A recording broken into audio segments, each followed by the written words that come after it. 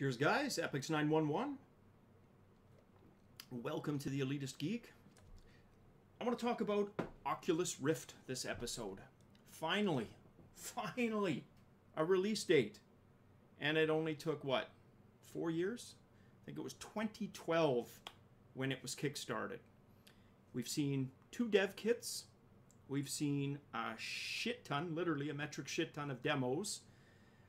And we've seen a purchase by Facebook. But what we never got was an idea about the release date. Now we know. First quarter 2016. Which, to me, is still quite a ways away, but like time in general, it'll be here before we know it. There are a few games... Okay, rewind. Let's get back to that. Let's hold that thought. Let's talk about some of the competitors. So we know we have Project Morpheus, whose release date is supposed to be sometime in 2016, which could be, put it this way, if they were confident of a first or second quarter release, they would have said first or second quarter. The fact that they say 2016, my best bet would be holiday season 2016, which is really at the tail end in the run-up to, you know, American Black Friday and Christmas, etc., etc. That would be my best guess. There's also another competitor, a kick-started competitor called Avgant, if I'm pronouncing it correctly, the Avgant Glyph, which was kick-started, I think, a year later. No real update on that. I mean, there's updates, but in terms of release date. And, of course, HTC's headset called the Vive with Valve. I was going to say Valve with the Vive, but Vive, which they've partnered with Valve on, is actually going to beat them to market. November 2015.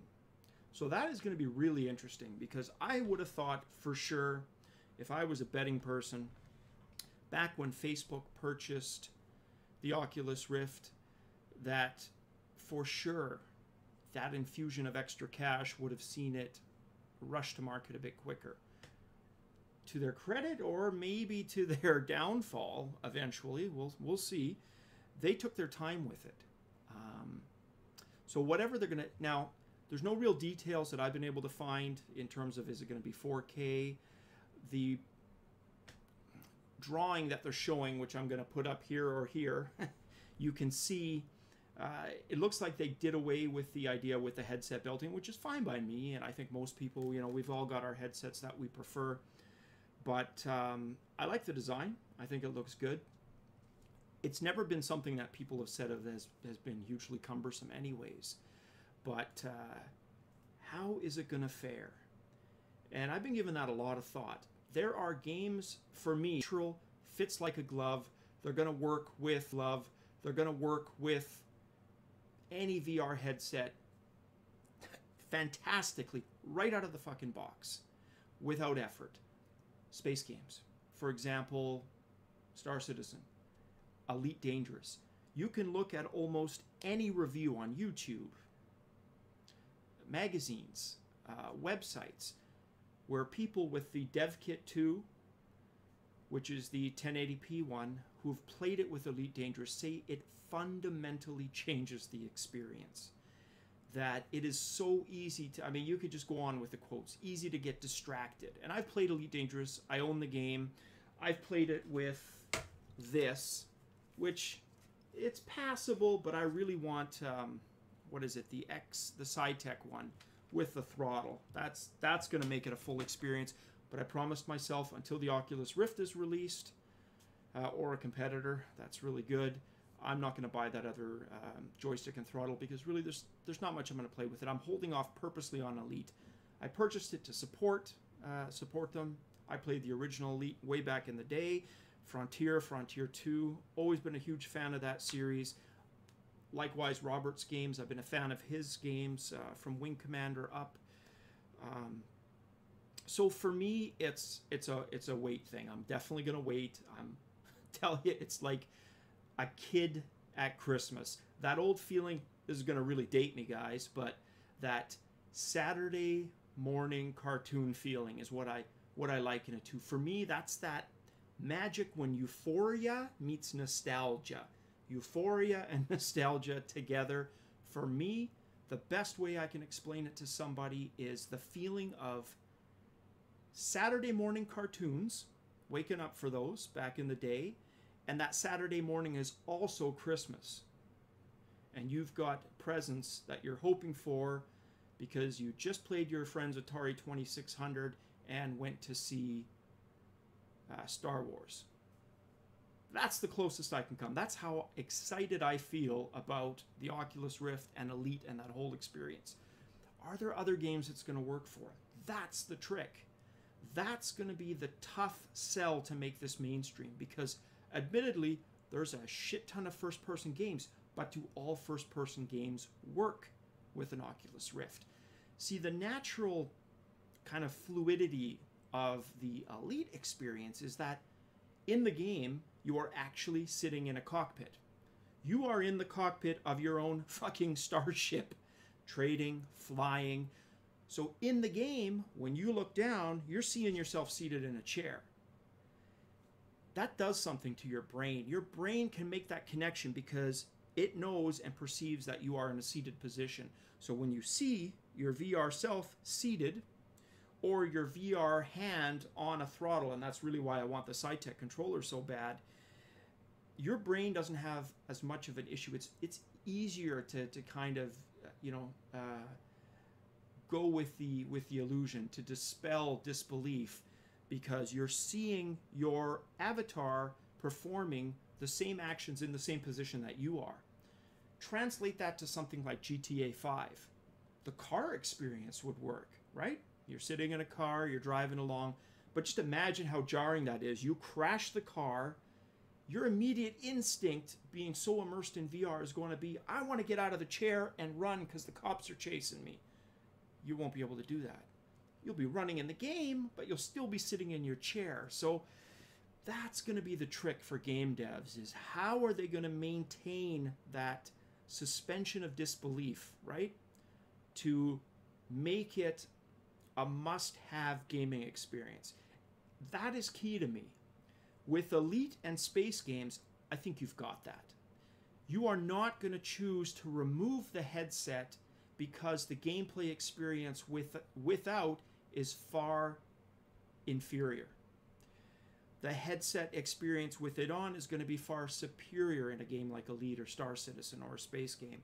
Whereas something like GTA, now there are third-party devices, and it'll be really interesting. There's a couple there, like, I get into waves where I get into fitness, but truth be told, I'm a lazy schmuck when I game. I don't want to work out. I don't want to break a sweat. I want to sit on my chair and be comfortable and play a video game. If I wanted to work out, I'd go work out. That's kind of me, right? I'm getting chased by Space Marines. I don't want to really burn 1,000 calories.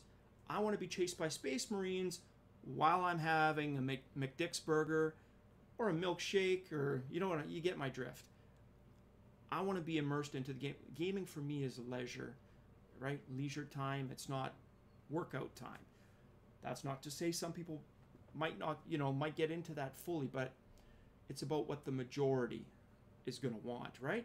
The majority is going to drive this. And to me, that's my main concern, is it's still too niche in terms of market.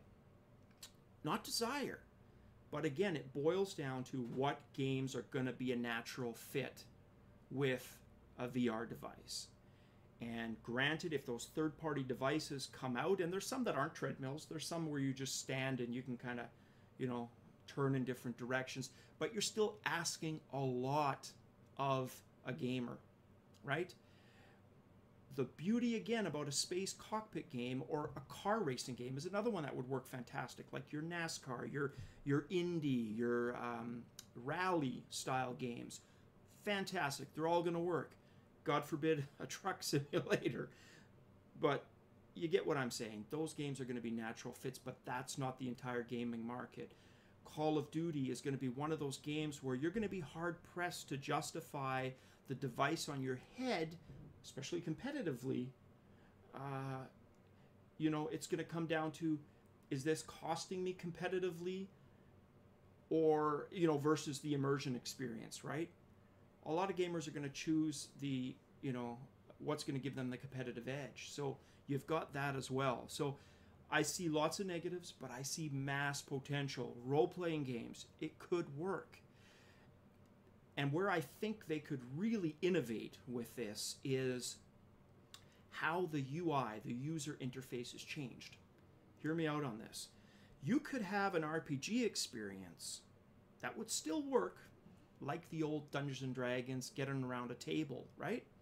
If you built the interface of the VR device similar to that kind of social gaming experience, if you made the UI part of the experience, rather than the VR is the window into the game, but all of your controls are still traditional, right? So if they can kind of innovate on the UI front, absolutely, they can work more genres in. But until they figure out ways to innovate the user interface, you know, or the graphical user interface, whatever the hell you want to, you know, your own personal terminology, it's going to be a struggle. So I think that's going to be key. To get mass market momentum, they're going to need to rethink how user interfaces work in a VR setting.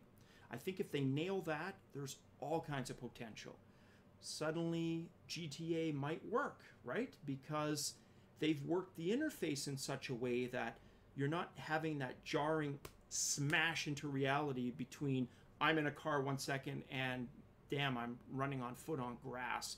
If they can work that in somehow as part of the game experience, that's going to require a fundamental shift, which is the tough part, because which devs are going to want to pump that much money into something that doesn't have, you know, mass market appeal? But how do you get mass market appeal? And that's the catch-22 until you redesign things like the user interface. So all kinds of potential. What a year it's going to be. I'm absolutely fucking excited.